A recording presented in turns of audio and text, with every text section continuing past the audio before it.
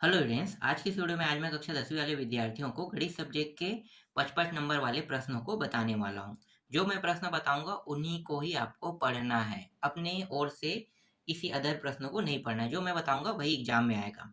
तो सबसे पहले मैं आपको अध्याय वाइज बता देता हूँ कौन से अध्याय से प्रश्न आने वाले हैं और कौन से प्रश्नों को पढ़ना है। तो देखो, अध्याय से अगर उस प्रश्न को ढूंढना है तो अध्याय का नाम है बैंकिंग एवं कराधान। इसी अध्याय में आपको प्रश्नों को ढूंढना है। तो आने वाले प्रश्न में कौन कौन से देखना है, देखो ये प्रश्न है आपका। राम ने बैंक में सावधि जमा के रूप में 40,000 रुपये एक वर्ष के लिए 10% वार्षिक ब्याज की दर से जमा किया। यदि ब्याज छमाही संयोजित किया जाए तो परिपक्वता के पश्चात राम को कितना धनराशि प्राप्त होगा। एक हो गया, और ये मोस्ट आईएमपी है। ठीक है, आईएमपी और मोस्ट आईएमपी में अंतर है, याद रखना। मोस्ट आईएमपी मतलब जो आने के चांसेस 90 से 100% हो, और मैं 100% के रूप में ही दे रहा हूँ। ये जो बता रहा हूँ मोस्ट आईएमपी मतलब मेरे हिसाब से 100% आने वाले ये प्रश्न है। ठीक है, जिसे मैं आईएमपी कहूंगा उसके चांसेस 50-50 रहता है। फिर अगला देखो, मोहन ने बैंक में 100 रुपये प्रति माह की दर से 5 वर्ष के लिए आवर्ती जमा खाता खोला। यदि ब्याज की दर 6% वार्षिक हो तो 5 वर्ष पश्चात उसे कितना धनराशि प्राप्त होगा। ये भी मोस्ट आईएमपी में से है ना, मोस्ट आईएमपी प्रश्न है, इसको भी आपको तैयार कर लेना है। संतोष कुमार ने छत्तीसगढ़ विकास बैंक में 100 रुपये का मासिक आवर्ती जमा खाता 6 माह के लिए खोला। यदि ब्याज की दर 6% वार्षिक हो तो 6 माह पश्चात इसे कितनी परिपक्वता राशि प्राप्त होगी। ये भी मोस्ट आईएमपी में से एक है।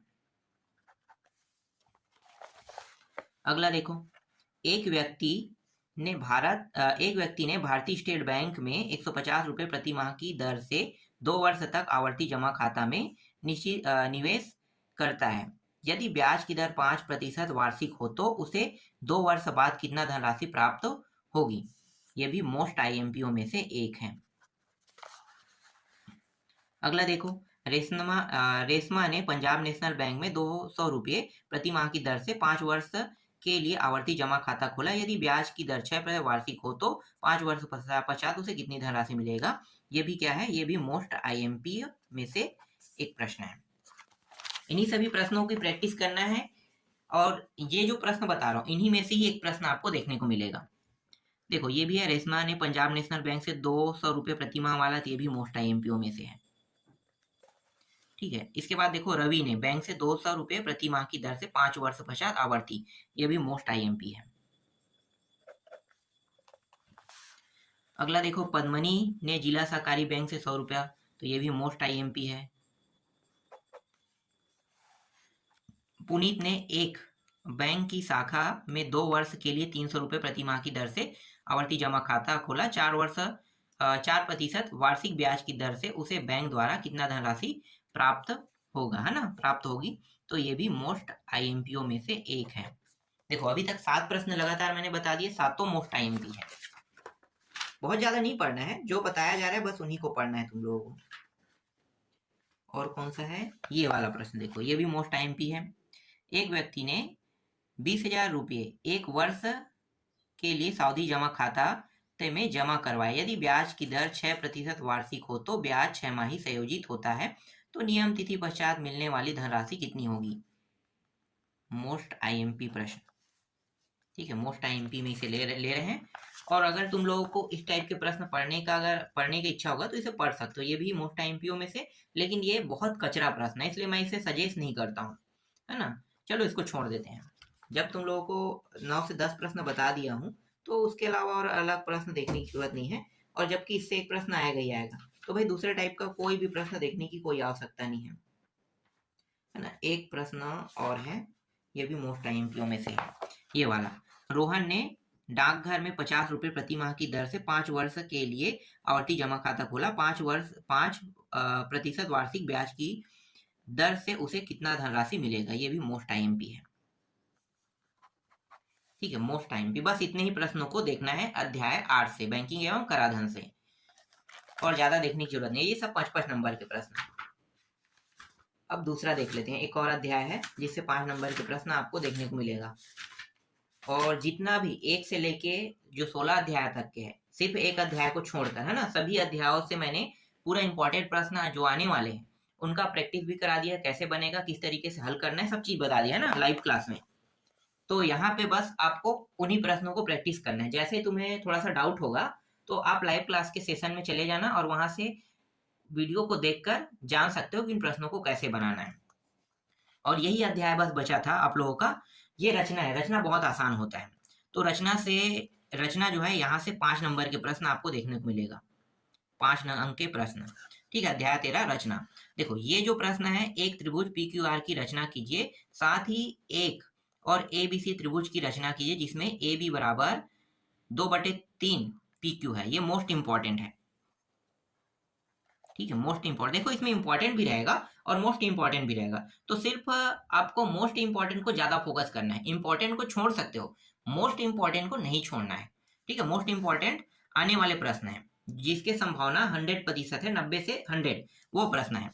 अगला है, एक त्रिभुज एबीसी बनाएं जिसमें बीसी बराबर 5.5 सेंटीमीटर, एबीसी 75 और कोण ए सी बी 45 अंश हो तो त्रिभुज के समरूप एक त्रिभुज एक्स वाई जेड बनाइए जिसमें वाई जेड बराबर 5/4 बीसी। देखो ये जो मान है ये बदल सकता है, इसके जगह में कितना दे सकता है, 60 दे सकता है ना, 30 दे सकता है, ये 5/4 की जगह में 3/2 दे सकता है। तो इस तरीके से मान बदल के अभी जो प्रश्न आ रहा है वो आ रहा है ना।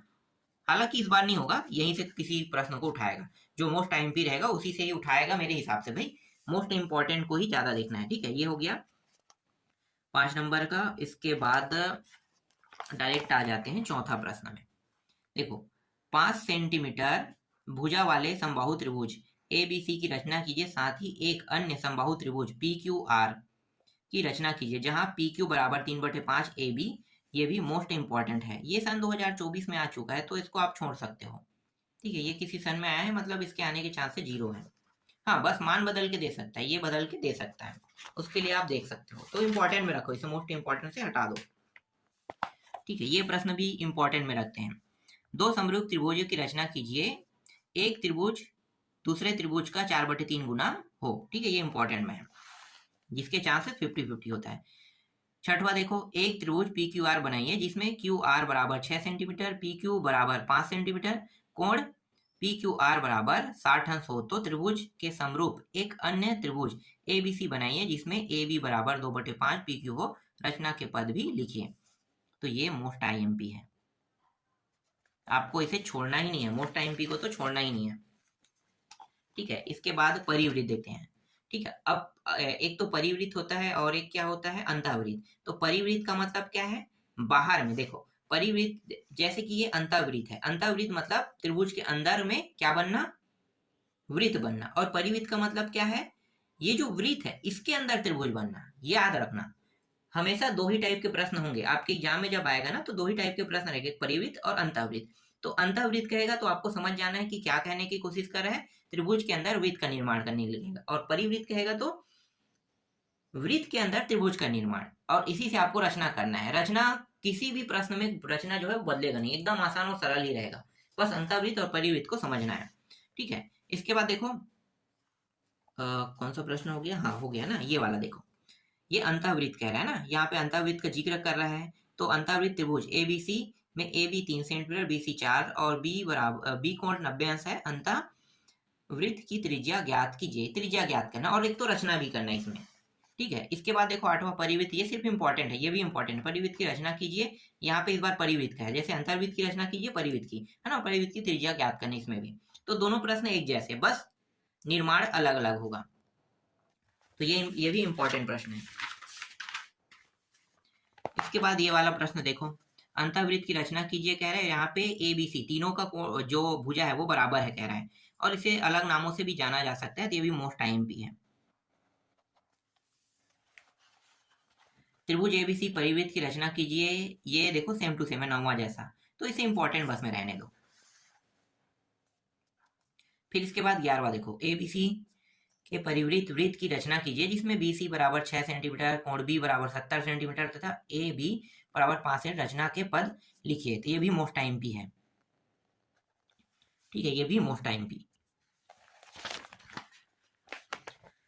और इसके बाद देखो ये वाला प्रश्न, इसे इंपॉर्टेंट बस में रखना है। ठीक है, 12वां को, और ये प्रश्न तो आ चुका है, तो एग्जाम में रिपीट नहीं होता है ऐसे प्रश्न, तो इसको छोड़ दो। इसके बाद ये भी मोस्ट आईएमपी में रख लो। 4 सेंटीमीटर माप वाले समबाहु त्रिभुज परिगत वृत्त खींचिए एवं रचना के पद लिखिए। ठीक है, ये मोस्ट इंपॉर्टेंट है। फिर देखो अगला, ये भी मोस्ट इंपॉर्टेंट है। ठीक है, और एक प्रश्न और है, ये भी मोस्ट इंपॉर्टेंट है, ये वाला। ठीक है, परिगत वृत्त मतलब परिवृत्त।